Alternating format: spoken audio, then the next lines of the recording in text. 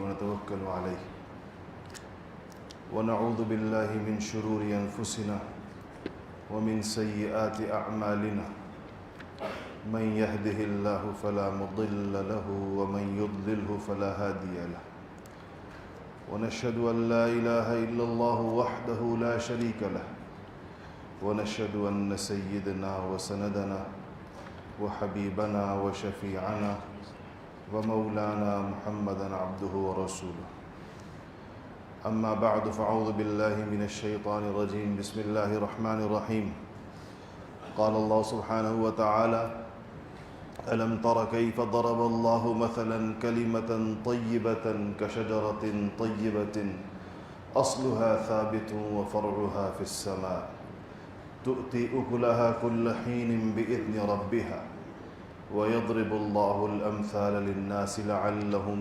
يتذكرون ومثل كلمة خبيثة كشجرة خبيثة اجتثت من فوق الأرض ما لها من قرار يثبت الله الذين آمنوا بالقول الثابت في الحياة الدنيا وفي الآخرة ويضل الله الظالمين ويفعل الله ما يشاء صدق اللہ العظیم. درود شریف پڑھیے. اللہم صل علی محمد.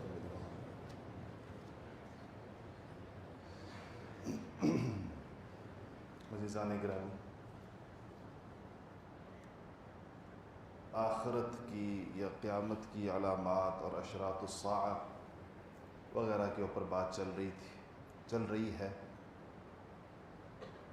گزشتہ چند ہفتوں میں چونکہ مسلسل دجال اور اس کی علامات کے بارے میں گفتگو ہوئی اور اس کے فتنے، پھر اس کے بعد یاجوج ماجوج پر بھی، تو بہت سے لوگوں کے ذہنوں میں ایک یہ اشکال اور مایوسی پیدا ہوتی ہے کہ شاید دجال کے فتنے سے بچنا کوئی ناممکن یا بہت زیادہ مشکل. اس پر گزشتہ جمعہ بھی عرض کیا تھا کہ یہ اس کی جو چیزیں ہوں گی اس کی کوئی بہت گہری حقیقت نہیں ہوگی، بلکہ وہ شعبدے ہوں گے، نظر بندی ہوگی، دھوکہ ہوگا، جھوٹ ہوگا. دجل تو کہتے ہی جھوٹ کو. لیکن اصل مسئلہ یہ ہوگا کہ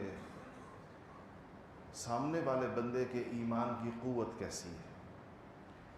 اگر اس کا ایمان اتنا کمزور ہے اور اتنا رسمی اور روایتی ہے کہ وہ جھوٹ کو بھی سچ سمجھتا ہو یا جھوٹ سے بھی اثر لیتا ہو، تو ظاہر ہے اس کو تو نقصان پہنچے گا. وہ اس پر ایمان بھی لائے گا، اس کو مانے گا بھی صحیح. یہ آیتیں میں نے آپ کے سامنے کچھ تلاوت کی. یہ اللہ جل شانہ نے ایک دائمی اصول بیان کیا، اور یہ اصول اتنا پکا ہے، اتنا مضبوط ہے کہ یہ انسانوں کی ذاتی زندگیوں، ان کی اجتماعی زندگیوں، ان کی تحریکوں، ان کے اداروں، ان کی حکومتوں اور ان کی اپنے قول و فعل اور ان کے نظریے اور عقیدے، ہر چیز پر یہ مثال صادق آتی ہے جو قرآن نے دی ہے. اور یہ قرآن کی وہ اعجاز کی حد کو پہنچی ہوئی مثالوں میں سے ایک مثال ہے. اس کی جو اپلیکیشنز ہیں، جس کے اطلاقات ہیں، وہ اتنے زیادہ ہیں کہ آپ کسی بھی چیز پر اس کا اطلاق کریں گے. مثلا یہاں بات تو ہوئی ہے کہ بات کی کلمہ طیبہ کی مثال دی گئی ہے، لیکن اگر آپ اس کا اطلاق کرنا شروع کریں گے تو آپ دیکھیں گے کہ اس کا اطلاق ہر چیز کے اوپر ہوتا چلا جائے گا. اور یہ قوموں کے عروج و زوال اور قوموں کے نفع و ضرر یا نافع اور ضار ہونے کے اعتبار سے، نافع اور غیر نافع ہونے کے اعتبار سے اللہ تعالیٰ کے خدائی اصول کو بیان کر رہی ہے. اللہ جل شانہ نے فرمایا کہ تمہیں کلمہ طیبہ کی مثال دی جائے. الم تر کیف ضرب اللہ مثلا کلمۃ طیبۃ. کلمہ طیبہ کی مثال جو ہے وہ کشجرۃ طیبۃ ہے، کسی اچھے درخت کی طرح کی ہے، پاکیزہ درخت کی طرح کی ہے۔ شجرہ طیبہ سے مراد پاکیزہ درخت، اور اس پاکیزہ درخت کی علامت کیا ہوگی یا اس کی حقیقت کیا ہوگی؟ تو وہ یہ کہ اصلها ثابت و فرعها فی السماء، کہ اس کی جڑیں جو ہوں گی وہ زمین میں گہری ہوں گی۔ اصل جڑ کو کہتے ہیں، اصلها ثابت، اور فرع شاخوں کو کہتے ہیں فرعها فی السماء، اور اس کی شاخیں آسمانوں تک بلند ہوں گی۔ تؤتی اکلها کل حین باذن ربها، یہ جو شجرہ طیبہ ہوگا، یہ جو پاکیزہ درخت ہوگا، یہ اپنا پھل لائے گا کل حین، ہر زمانے میں، ہر دور میں، ہر قسم کے حالات میں اس کا پھل آئے گا، بِإِذْنِ رَبِّهَا، اللہ تعالیٰ کے اذن سے، اللہ تعالیٰ کی مرضی سے۔ اور پھر کہا کہ وَيَضْرِبُ اللَّهُ الْأَمْثَالَ لِلنَّاسِ، اللہ تعالیٰ اس قسم کی مثالیں اس لیے دیتا ہے کہ لوگوں کے لیے، لوگوں کو، کہ للناس لعلہم یتذکرون، تاکہ لوگ نصیحت حاصل کریں۔ پھر جس طرح قرآن شریف کا طریقہ ہے اللہ کے کلام کا کہ دوسری مثال بھی دی جاتی ہے، اور کہا کہ وہ مثل کلمۃ خبیثۃ، اور ناپاک کلمے کی مثال، کلمہ خبیثہ سے مراد ناپاک کلمہ ہے، اس کی مثال ہے کشجرۃ خبیثۃ، ایک خراب درخت کی طرح، اجتثت من فوق الارض ما لها من قرار، جسے زمین کے اوپر ہی اوپر سے اکھاڑ لیا جائے۔ جیسا آپ نے دیکھا ہوگا جن درختوں کی جڑوں کو گہرائی نہ ہو، اس کو کوئی بھی بندہ اکھاڑ لیتا ہے، اوپر ہی اوپر سے وہ اکھڑ جاتا ہے۔ ما لها من قرار، اس میں ذرا بھی جماؤ نہ ہو، اس میں ذرا بھی مضبوطی اندر زمین کے اندر جانے والی نہ ہو۔ اور پھر فرمایا کہ یثبت اللہ الذین آمنوا بالقول الثابت، اللہ جل شانہ جو لوگ ایمان لائے ہیں، اللہ جل شانہ ان کو اس مضبوط بات پر دنیا کی زندگی میں بھی جماؤ عطا کرتے ہیں اور آخرت کی زندگی میں بھی جماؤ عطا کرتے ہیں۔ فی الدنیا والآخرہ، دنیا اور آخرت کے اندر اللہ تعالیٰ اہل ایمان کو ان کی مضبوط بات پر، ان کے مضبوط عقیدے پر، ان کی مضبوط توحید پر، ان کے دین کی صحیح حقیقت پر ایک جماؤ دنیا میں دیتے ہیں اور ایک جماؤ آخرت میں دیتے ہیں۔ وَيُضِلُّ اللَّهُ الظَّالِمِينَ، اور اللہ جل شانہ ظالموں کو بھٹکا دیتا ہے، ان کے اپنے ظلم کی وجہ سے، ان کے گناہوں، ان کی معصیتوں، ان کے کفر کی وجہ سے ان کو ہدایت سے محروم کر دیتا ہے، بھٹکا دیتا ہے ان کو۔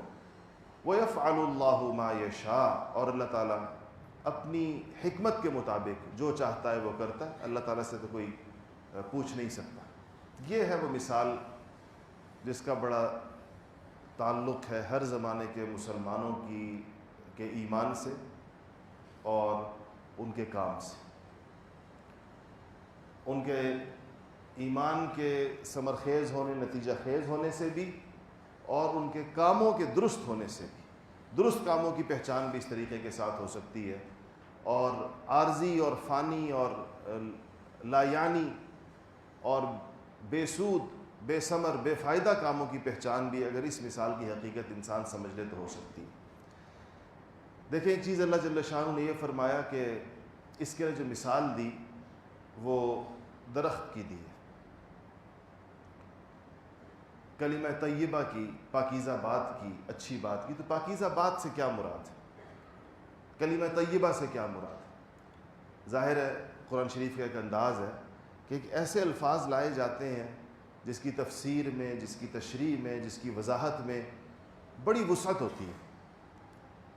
وہ بالکل ایسے متعین اور مخصوص قسم کے الفاظ نہیں ہوتے کہ جس عام طور پر بعض قطعیات بہت واضح طور پر قطعی ہوتی ہیں، لیکن قرآن پاک کی مثالوں میں، قرآن پاک کی تمثیلات میں، قرآن پاک کی تشبیہات میں، اس میں عجیب و غریب قسم کی وسعت ہوتی ہے۔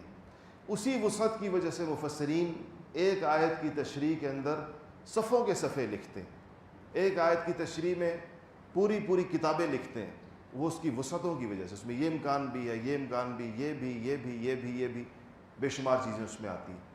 تو یہاں مثال درخت کی دی گئی ہے، اس سے پتہ چلتا ہے کہ جن لوگوں کا ایمان، کلمہ طیبہ کی تعریف یا کلمہ طیبہ کی توجیہ مفسرین نے عقیدہ توحید سے بھی کی ہے، ایمانی کیفیات سے بھی کی ہے، مسلمانوں کے کاموں سے بھی کی ہے، جن کاموں میں مشغول ہوتے ہیں، جس میں انسانیت کے امت کے لیے یا خیر ہوگا یا شر ہوگا۔ تو فرمایا کہ کشجرۃ طیبۃ، پاکیزہ درخت کی طرح ہے۔ آپ کو پتہ ہے دنیا میں قیمتی چیزیں بہت ساری ہوتی ہیں، دنیا میں درختوں سے زیادہ قیمتی چیزیں بھی ہیں، جواہرات بھی ہیں اور قیمتی پتھر بھی ہیں۔ قرآن پاک نے کسی ایسی چیز کی مثال نہیں دی جس میں اضافہ نہ ہوتا ہو، بڑھوتری نہ ہوتی۔ پتھر قیمتی ہے تو پتھر اسی طرح قیمتی ہے، پتھر کا سائز بڑھتا نہیں ہے، جیسے بنا ہوا ہے ویسے ہی ہے، ٹوٹ تو سکتا ہے، بڑھ نہیں سکتا۔ درخت بڑھتا ہے، درخت کہتے ہی اس کو ہے کہ جو ایک چھوٹے سے بیج سے شروع ہوتا ہے اور ایک کومپل سے شروع ہوتا ہے اور پھر بڑھتے بڑھتے بڑھتے بڑھتے اس کی کوئی حد ہی نہیں ہے۔ کیسے کیسے درخت ہوتے ہیں دنیا میں، درخت بھی عجائبات عالم میں شامل ہیں۔ دنیا کے جنگلات کے اندر عجیب عجیب قسم کے درخت ہیں۔ میں آپ کو ایک دفعہ پہلے مثال دی تھی کسی اور بات پر کہ ہم سوات گئے تھے، تو وہاں ایک پرانی مسجد، لوگوں نے ہم سے کہا کہ آپ اس کو دیکھیں، تو اس کی مسجد کا جو پوری مسجد لکڑی کی بنی ہوئی تھی، تو اس کا جو درمیانی تنا تھا وہ اتنا چوڑا تھا کہ اگر 5 آدمی بھی اپنے ہاتھ کھول کر ایک دوسرے کے ساتھ جوڑ لیں تو اس کے تنے کا احاطہ نہیں کر سکتے تھے، اتنا چوڑا تنا تھا۔ تو میں نے اپنے ساتھیوں سے کہا کہ دیکھو اللہ تعالیٰ کی شان ربوبیت کو دیکھو کہ یہ درخت بھی جس کا آج 5 بندے اپنے ہاتھ کھول لیں، بازو کھول لیں، تو یہ اس کے تنے کا احاطہ نہیں کر سکتے۔ اس درخت کو بھی اللہ جل شانہ نے ایک ایسی نازک کومپل سے پروان چڑھایا ہے کہ جب یہ کومپل تھا، اگر اس وقت اس کو مرغی بھی ٹھونگا مار دیتی تو یہ ختم ہو جاتا، اگر اسے بکری بھی پاؤں رکھ دیتی تو یہ ختم ہو جاتا، اگر اس کو چڑیا چگ لیتی تو یہ ختم ہو جاتا۔ لیکن اللہ تعالیٰ رب کہتے ہی اس کو ہیں جو ایسے بتدریج کمالات تک چیزوں کو پہنچاتا ہے، جیسے بچوں کو بھی ایسے ہی بڑا کرتا ہے، نباتات کو بھی ایسے ہی بڑا کرتا ہے، حیوانات کو بھی ایسے ہی بڑا کرتا ہے۔ تو درخت کی مثال دی گئی ہے، اس سے پتہ چلتا ہے کہ ایمان میں بڑھوتری ہوتی ہے، ایمان میں اضافہ ہوتا ہے، کیفیات ایمان میں اضافہ ہوتا ہے اور وہ وقت کے ساتھ ساتھ بڑھتا ہے۔ زادہم ہدی وآتاہم تقواہم والذین اہتدوا زادہم ہدی وآتاہم تقواہم۔ تو جو ہدایت پر لوگ ہوتے ہیں، صحیح ہدایت کا مفہوم یہ ہے، یہ صحیح ہدایت کی پہچان یہ ہے کہ ہر وقت گزرنے کے ساتھ اس میں اضافہ ہوتا ہے، بڑھوتری آتی ہے۔ اس بڑھوتری کے نتیجے میں 2 طرفہ گروتھ ہوتی ہے، 2 طرفہ بڑھوتری ہوگی، جیسے اس مثال سے بات، اصلھا ثابت و فرعھا فی السماء۔ ایک بڑھوتری جڑ کے اندر ہوگی جو نیچے کی طرف جائے گی، اور ایک بڑھوتری شاخوں میں ہوگی اور تنے میں ہوگی جو اوپر کی طرف جائے گی۔ نیچے کی طرف جتنی بڑھوتری ہوگی وہ مضبوطی کو بڑھائے گی، اور اوپر کی طرف جتنی بڑھوتری ہوگی وہ اس کے ثمرات اور برگ و بار کو اور اس کی نافعیت کو بڑھائے گی۔ دونوں چیزوں میں اضافہ ہوگا۔ یہ اہل ایمان کی خصوصیات ہیں۔ ایک تو یہ کہ اس کے ایمان میں مضبوطی ہوگی،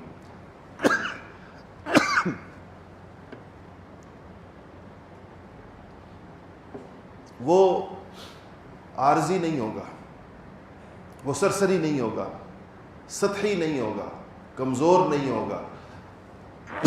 باد سموم گرم ہواؤں سے ایمان کا پودا مرجھائے گا نہیں، کسی کی چکنی چپڑی باتوں سے اس کے دل کے اندر شکوک و اوہام نہیں پیدا ہوں گے، مضبوط ایمان ہوگا اس کو، آزمائشیں سہ جائے گا۔ مختلف قسم کی آزمائشیں آتی ہیں اور ظاہر ہے کہ اہل ایمان پر زیادہ آتی ہیں، انبیاء علیہ السلام پر زیادہ آتی ہیں۔ نبی کریم صلی اللہ علیہ وسلم سے پوچھا گیا کہ سب سے زیادہ آزمائشیں کس پر آتی ہیں؟ اشد البلا کون لوگ ہیں یا رسول اللہ؟ آپ نے فرمایا کہ الانبیاء، نبی ہیں، پھر جو ان کے جتنا قریب ہے، تو اس کا مطلب ہے کہ آزمائشیں سہنے کے اعتبار سے، آزمائشوں سے سرخ رو ہو کر نکلنے کے اعتبار سے بھی اہل ایمان کے درجات متفاوت ہیں، اور اللہ جل شانہ نے درجات رکھے ہی اسی بنیاد پر۔ سیدنا ابراہیم علیہ السلام کی آزمائشیں کتنی غیر معمولی ہیں، ہم نے یہاں سیرت میں اس کے اوپر تفصیلی گفتگو کی ہے۔ اللہ تعالیٰ کو ان کی یہی ادا اتنی پسند آئی ہے، کہا ابراہیم الذی وفا، وہ ابراہیم جس نے میرے ساتھ اپنی تمام باتوں کو اور وعدوں کو پورا کیا، کوئی چیز چھوڑی نہیں انہوں نے اس میں۔ جس قسم کی بھی آزمائش آئی اللہ پاک نے سرخرو کر کے ان کو اس میں سے نکالا۔ تو ایمان کی گہرائی کے نتیجے میں ہوتی ہے۔ چھوٹا ایمان، کمزور ایمان، سرسری اور سطحی قسم کا ایمان، نمائشی قسم کا ایمان، اور فقط سنا سنایا قسم کا ایمان جس پر کوئی محنت نہیں ہوئی بھی، جس کو مضبوط نہیں کیا گیا، جس کے لیے اس کا ماحول ایمانی نہیں اختیار کیا گیا، مجاہدہ کر کے اس کو مجاہدے کا پانی نہیں دیا گیا جس درخت کو، تو وہ کمزور ہوتا ہے۔ اور پھر یہ چونکہ دجال کی بات چل رہی ہے، یہ کمزور ایمان پھر دجال کے آگے ٹکنے والا نہیں ہوتا۔ یہ دجال کے دجل کو پہچاننے کی صلاحیت ہی نہیں رکھتا، یہ ہر جھوٹ پر ایمان لاتا ہے، اس کی مناسبت جھوٹ کے ساتھ ہو جاتی ہے، اور اس کو جھوٹ جو ہے وہ سچ لگتا ہے، اور سچ اس کو جھوٹ لگتا ہے۔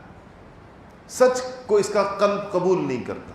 بہت سے لوگ ایسے ہوتے ہیں، اللہ تعالیٰ آزمائشوں سے محفوظ رکھے، ان کو نیکی کے ماحول سے وحشت ہوتی ہے۔ ہمیں کہتے ہیں لوگ آ کر کہتے ہیں نیکی سے وحشت ہوتی ہے، نیک لوگوں سے وحشت ہوتی ہے، اور بدی کے اور گناہوں کے اور معصیتوں کے ماحول میں اور فاسقوں اور فاجروں کے ساتھ وہ بڑے خوش رہتے ہیں۔ اب ہوا کیا ہے، اس کی طبیعت ڈھل گئی ہے، اس کی فطرت مسخ ہو گئی ہے، اس کی طبیعت اب ایک اور چیز کے ساتھ مناسبت قائم کر چکی ہے۔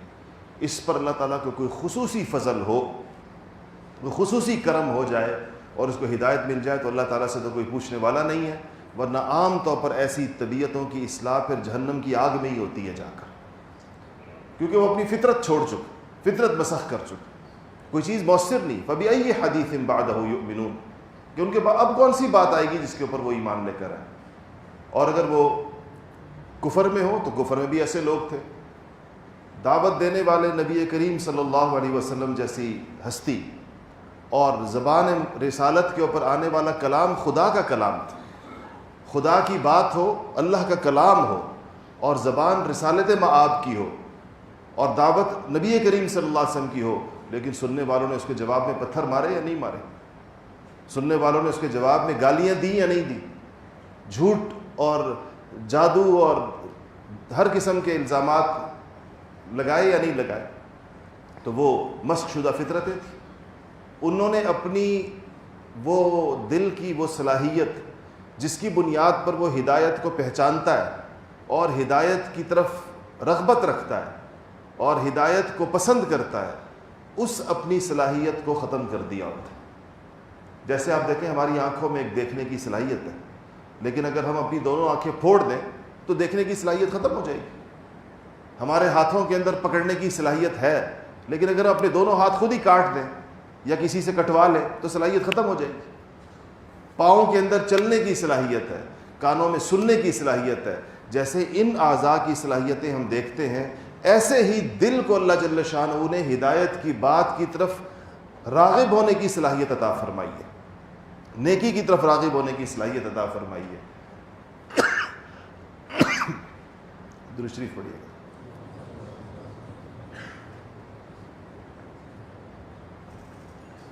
لیکن انسان اپنی اس صلاحیت کو مسلسل ضد کی وجہ سے، عناد کی وجہ سے، خواہشات اور شہوات کے اندر غرق ہونے کی وجہ سے آہستہ آہستہ آہستہ آہستہ اس کو کم کرتا چلا جاتا ہے۔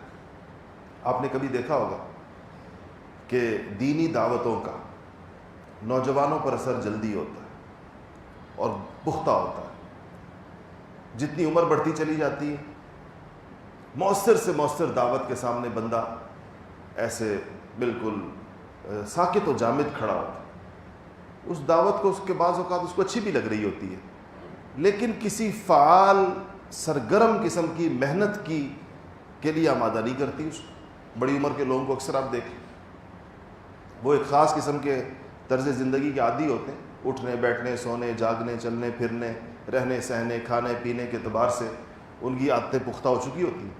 اب ان کے لیے بڑا مشکل ہوتا ہے اس روٹین کو تبدیل کرنا، مجاہدے پر آنا بڑا مشکل ہوتا ہے، اللہ جس پر اللہ تعالیٰ رحم فرمائے۔ اللہ تعالیٰ لوگوں پر رحم بھی فرماتے ہیں اور ہر عمر کے اندر فرماتے ہیں، لیکن عام طور پر اب نوجوانوں میں کیوں آسانی ہوتی ہے؟ ایک تو ان کے گناہوں کی عمر کم ہوتی ہے، ظاہر انسان کا حساب کتاب شروع ہوا 15 سال کی عمر سے جب وہ بالغ ہوا۔ اب ایک نوجوان کی عمر 18 سال ہے، تو اگر اس نے بہت گناہ بھی کیے ہوں تو اس کے گناہوں کی کل عمر 3 سال ہے، 3 سال میں کتنے کر لے گا؟ اس کے بالمقابل وہ شخص جس کے گناہوں کی عمر 30 سال ہے، وہ ظاہر بات ہے کہ فرق ہوگا۔ کسی کی گناہوں کی عمر 50 سال ہے تو دل کی حالت میں فرق ہوگا، کیونکہ ہر گناہ دل کو سخت تو کرتا ہے، سختی تو آتی ہے اس کی وجہ سے، جیسے حدیث شریف میں آتا ہے، سیاہی بھی آتی ہے سختی بھی آتی ہے، اور بے نور بھی ہوتا ہے۔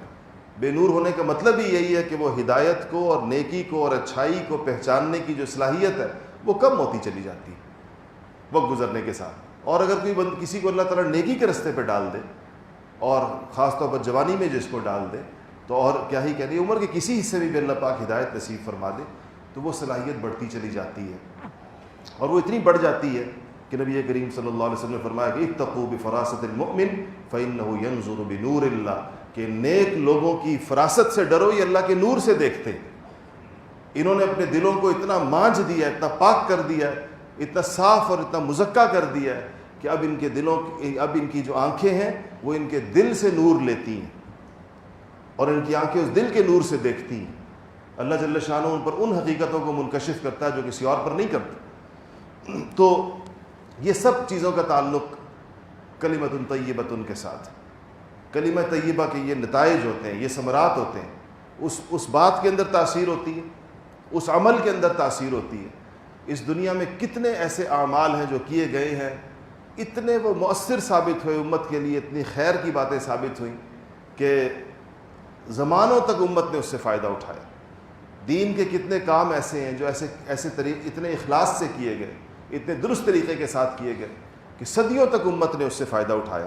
دین کی ان محنتوں کو اور دین کی بعض دینی شخصیات کو آپ ان کی مثال بالکل کسی شجر سایہ دار کے ساتھ دے سکتے ہیں، جیسے یہاں پر دی گئی کہ شجرۃ طیبۃ۔ امت بہت سی شخصیات ایسی ہیں اور دین کی بہت سی محنتیں اور کام ایسی ہیں کہ اس کے سائے میں پوری امت آرام کرتی ہے، پوری امت اس کی وجہ سے فائدہ اٹھاتی ہے، فائدہ پاتی ہے۔ کتنے لوگ ایسے گزرے، ہر دور کے اندر ایسے لوگ اللہ تعالیٰ پیدا فرماتے ہیں، اور ان کی وفات کے اوپر لوگوں کو یہ خیال آتا ہے جیسے کہ کوئی بہت بڑا اور گھنا درخت جس کا دور دور تک جس کا سایہ تھا، اور لوگ اس میں آرام کر رہے تھے یا راحت میں تھے، آسانیوں میں تھے، سہولت میں تھے، وہ گر گیا ہے، اور اب لوگ جو ہے وہ چلچلاتی ہوئی دھوپ کے نیچے ہیں، سائے کی جگہ کوئی نہیں۔ تو بہت یہ اس وقت جب وہ کلمۃ طیبۃ کے ذیل میں آئے تو پھر یہ اس کی بہت پہلی بات میں کہ مثال دی کہ گہرائی کتنی زیادہ ضروری ہے ایمان کی۔ دوسری پھر اس کا ثمرہ اور نتیجہ، دیکھیں جڑ اگر گہری ہوگی تو لا محالہ اس کی شاخوں پر اس کا اثر پڑے گا، لیکن شاخوں کے بڑا ہونے سے جڑ کا گہرا ہونا ضروری نہیں ہے۔ بہت سے درخت ایسے ہوں گے جن کے اوپر سے بڑھوتری ہو جائے گی، نیچے کی طرف نہیں ہوگی، اور اسی وجہ سے وہ کسی آندھی کا مقابلہ نہیں کر سکتے۔ آپ دیکھیں آندھیاں آتی ہیں، سیلاب آتے ہیں، تو درختوں پر دونوں قسم کے اثرات ہوتے ہیں۔ بعض درخت جو ہیں وہ جھوم جھوم کر ہل ہل کر جھکتے جھکتے زمین پر جا لگتے ہیں، لیکن پھر کھڑے ہو جاتے ہیں، جڑ نہیں نکلتی ان کے نیچے سے۔ اور بعض درخت آپ دیکھتے ہیں صبح جب اٹھتے ہیں، رات کو آندھی گزری ہے تو وہ آپ کو اوندھے پڑے ہوئے، ان کے پتے نیچے کی طرف اور جڑیں اوپر کی طرف آپ کو نظر آتی ہیں۔ دونوں منظر ہم لوگ دیکھتے ہیں۔ تو چونکہ منظر ہم لوگ ہر وقت دیکھتے رہتے ہیں، قرآن پاک ایسی مثالوں کو پیش کرتا ہے کہ جس کو دیکھتے ہی انسان کا دماغ کوئی نتیجہ برآمد کر لے۔ تو ہمارے ایمان کی مثال بھی اسی قسم کی۔ یہ جو دجال ہوگا یہ سمجھیں کہ ایک سیلاب اور ایک طوفان کی طرح آئے گا، آندھی کی طرح آئے گا۔ جن کے دلوں کے اندر ایمان مضبوط ہوگا، جن کی جڑیں گہری ہوں گی، ان پر سے چیز گزر جائے گی، وہ نہیں اکھڑے گا۔ ہاں کمزور جڑوں والے لوگوں کے درخت اکھڑ جائیں گے، ایمان کے درخت ان کے اکھڑ جائیں گے، وہ اس طوفان بلاخیز کا مقابلہ نہیں کر پائیں گے۔ وَفَرْعُهَا فِي السَّمَاءِ، کہا گیا کہ اس کی جڑیں، اس کی جو شاخیں ہیں وہ آسمان میں، آسمان بلندی کا استعارہ ہے۔ ظاہر بات ہے کہ آپ نے کوئی ایسا درخت تو نہیں دیکھا ہوگا کہ جس کی شاخ آسمان تک جائے، لیکن آسمان بلندی کے لیے استعمال ہونے والا لفظ ہے، کسی بھی بلندی کے لیے کہتے ہیں نا آسمان پہ چڑھ گیا، آسمان جیسا بندہ ہے، اونچائیوں کے لیے استعمال ہوتا ہے، شاخیں اس کی اونچی شاخوں کا نتیجہ کیا ہوتا ہے کہ سایہ لمبا ہوتا ہے، دور تک ہوتا ہے اور وسیع ہوتا ہے۔ اگر وہ درخت پھلدار ہے تو جتنی زیادہ اس کی شاخیں اونچی ہوں گی اس کا پھل اتنا زیادہ اچھا ہوتا ہے، محفوظ ہوتا ہے اور خوش ذائقہ ہوتا ہے۔ تو اس سے پتہ چلتا ہے کہ مومن کے ایمان کا ایک اور ثمرہ اور ایک نتیجہ اور ایک رزلٹ ہے، اور وہ یہ ہے کہ اس میں نفع ہے انسانیت کے لیے، لوگوں کو اس سے فائدہ ضرور پہنچے گا۔ اگر ایمان ہے تو یہ ایمان جہاں خود صاحب ایمان کے لیے مفید ہے وہ دوسروں کے لیے بھی مفید ہوگا۔ یہ نہیں ہو سکتا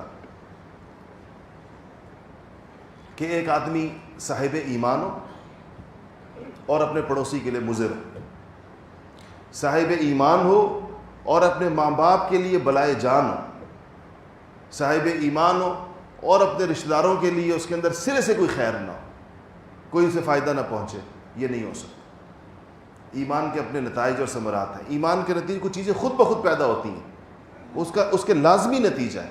ایمان کے نتیجے میں لازماً قلب کے اندر نرمی، ہمدردی، خیرخواہی، جذبہ ترحم، لوگوں پر رحم کرنے کا جذبہ، صلہ رحمی، اپنے حقوق کو کی یاداشت کہ میرے اوپر کس کس کے کیا حقوق واجب ہوتے ہیں، یہ اس کے لازمی نتائج ہیں، یہ اسی کے ساتھ جڑی ہوئی چیزیں، یہ ایک دوسرے سے الگ الگ نہیں ہو سکتی کہ ایمان کسی اور چیز کا نام ہے اور یہ کسی اور چیز کا نام ہے۔ ہاں جتنا یہ کمزور ہوتا چلا جائے گا ایمان تو سمجھے کہ یہ اس کی شاخیں ہیں ساری کی ساری جو کہ پھر سوکھنا شروع ہو جائیں گی، وہ ہرا بھرا درخت جو ہے وہ سوکھ جائے گا اس کے نتیجے میں۔ تو اب یہ اس سے اندازہ، اس مثال سے یہ پتہ چلا جس طرح قرآن پاک نے دی کہ ہمارے دلوں کے اندر جو اللہ پاک نے ایمان ہمیں عطا کیا، جس پر ہم اللہ کا جتنا شکر ادا کریں اتنا کم ہے، اس کی دونوں قسم کی کیفیات ہو سکتی ہیں۔ وہ شجرہ طیبہ بھی ہو سکتا ہے، پاکیزہ درخت بھی ہو سکتا ہے، اور شجرہ خبیثہ بھی ہو سکتا ہے، ایک ناپاک درخت بھی ہو سکتا ہے، ما لہا من قرار، جس کو کوئی ثبات نہیں ہے، جس میں کوئی مضبوطی نہیں ہے اور جس میں کسی قسم کا قرار نہیں ہے، جو کسی آزمائش کو اور کسی حادثے کو سہنے کی صلاحیت نہیں رکھتا۔ اس ایمان کی مضبوطی کے لیے اور اس کو درست کرنے کے لیے انسان کو کن چیزوں کی ضرورت پڑتی ہے؟ 3 باتیں بس اختصار سے عرض کروں، اس کے عنوانات، اور اس میں وقت ختم ہو جائے گا۔ ایک چیز اس کے لیے جو انسان کو چاہیے ہوتی ہے، یاد رکھیے گا، وہ نیک صحبت ہے۔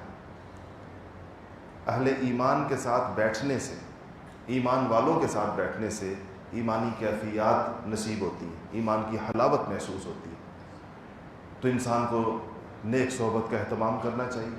نیک صحبت کا مطلب یہ نہیں ہے صرف کہ آپ اپنے زمانے کے شیخ عبد القادر جیلانی کو تلاش کریں، یا اپنے زمانے کے خواجہ معین الدین چشتی اجمیری کو تلاش کریں، یا حضرت مجد الافسانی کو تلاش کریں، کیونکہ ایسی تلاش کا تو آپ کامیاب نہیں ہو سکیں گے، مایوس ہو کر بیٹھ جائیں گے۔ نیک صحبت کا مطلب یہ ہے کہ ہر وہ بندہ جو آپ سے بہتر ہے، جس کے پاس بیٹھ کر آپ کو اخروی فائدہ محسوس ہوتا ہو، جس کے پاس بیٹھ کر آپ تھوڑی سی دنیا کی اس 24 گھنٹے کی جو ایک ہنگامہ خیزی ہے اس سے نکل آتے ہو، جس کی صحبت سے آپ کو کچھ نہ کچھ فکر آخرت نصیب ہوتی ہے، خیر کی بات جس سے معلوم ہوتی ہو، یہ سب نیک صحبت ہے۔ یہ آپ کے رفقا ہو سکتے ہیں، آپ کے ساتھی ہو سکتے ہیں، آپ کے ساتھ دفتر میں کام کرنے والے لوگ ہو سکتے ہیں، یہ آپ کے خاندان میں ایسے لوگ ہو سکتے ہیں۔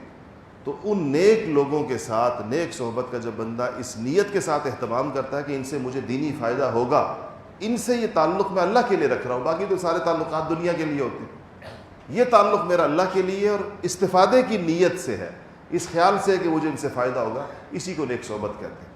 پھر یہ جتنے انسان جب اس کی طلب میں نکلتا ہے تو اللہ تعالیٰ اس کو بہتر سے بہتر، بہتر سے بہتر، بہتر سے بہتر اعلیٰ سے اعلیٰ صحبت نصیب فرما دے تو اس کے اخلاص پر اور اس کی بھاگ دوڑ پر، اس کی کوشش اور اس کی طلب کے اوپر اس کا انحصار ہوتا ہے۔ تو پہلی بات میں آسان سے شروع کر رہا ہوں، یہ سب سے آسان ہے۔ دیکھ، کسی کے پاس جا کر بیٹھنا کوئی مشکل کام تو نہیں، اور کسی کے پاس کچھ وقت گزارنا اللہ کی رضا کی نیت سے کوئی مشکل کام تو نہیں ہے۔ اس لیے پہلی چیز ہے نیک صحبت، اور اگر یہ نہیں ہوگی تو بری صحبت اپنا برا اثر ضرور ڈالے گی، دونوں چیزیں اپنا اثر ڈالیں گی باہر۔ دوسری چیز ہے ذکر اللہ، اللہ کا نام لینا، اللہ کو یاد کرنا۔ تو جب انسان اللہ تعالیٰ کو یاد کرتا ہے تو اس سے اس کے ایمان میں اضافہ ہوتا ہے۔ پورے قرآن پاک میں اللہ جل شانہ نے جا بجا، ایک جگہ نہیں، سینکڑوں ہزاروں جگہ پر اللہ جل شانہ نے اللہ کی یاد کو، اللہ کا پاس رکھنے کو، اللہ جل شانہ کی حدود کی، اللہ تعالیٰ کے تعلق کی، اللہ تعالیٰ کی معیت اور موجودگی کے احساس کی، ان سب چیزوں کی بے شمار اہمیت اور فضائل بیان کی گئی ہے۔ تو انسان کو اپنی زندگی میں کچھ نہ کچھ معمول اللہ تعالیٰ کی یاد سے آغاز ضرور کرنا چاہیے، وہ بھی وقت کے ساتھ ساتھ میں بڑھتی چلی جاتی ہے، لیکن کوئی بھی مقدار ہو، کچھ نہ کچھ ہو کہ انسان دن میں یہ ضرور سوچے کہ الحمدللہ مجھے دن میں 5 منٹ صحیح، میں کہتا ہوں 5 منٹ بھی نہیں، آپ 1 منٹ رکھ لیں دن کے اندر آغاز کے لیے کہ 1 منٹ بیٹھ کر میں اللہ تعالیٰ کو یاد کروں گا، ایک تسبیح لا الہ الا اللہ کی پڑھ لیں آغاز کے لیے، بہت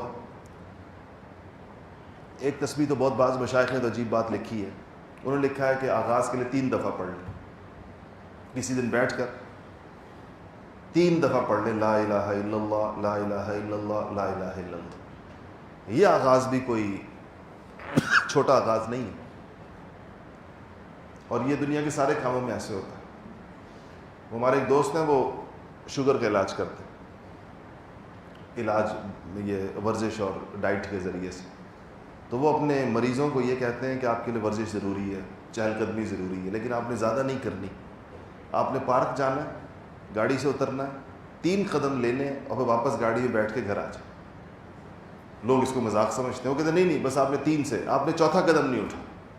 تو ہم نے ان سے پوچھا کہ یہ آپ نے کیا فارمولہ فلسفہ ایجاد کیا؟ ایک بندہ جب پارک چلا گیا تو اس کو تھوڑا چلنے دیں، کہتے ہیں نہیں، وہ ان لوگوں کو جو لوگ بالکل نہیں کرتے نا، جن کے اوپر سارے جتن آزمائے جا چکے ہیں لیکن وہ واک پر آمادہ نہیں ہوتے، یہ ان کے لیے ان کا نسخہ ہے۔ تو کہتے ہیں بس آپ نے گاڑی میں بیٹھ اچھا وہ پوچھتا ہے بندہ یہ 3 قدم ہی اٹھانے ہیں تو پارک کیوں جاؤں، گھر میں نہ اٹھا لو؟ کہتے ہیں نہیں گھر میں نہیں اٹھانے، جانا پارک کے اندر۔ کہتے ہیں جانا آپ نے پارک میں، گاڑی میں بیٹھ کر، جب پارک میں آپ اتر جائیں گے، گاڑی سے اتریں، واکنگ ٹریک پر آئیں، 3 قدم اٹھائیں اور واپس گھر جائیں۔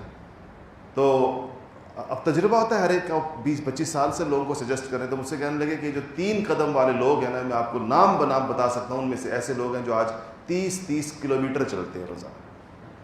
تو شروع کرانے کی بات ہوتی ہے، بس کہتے ہیں چلا دیا ایک دفعہ تو پھر چل پڑتا ہے بندہ، چل سو چل۔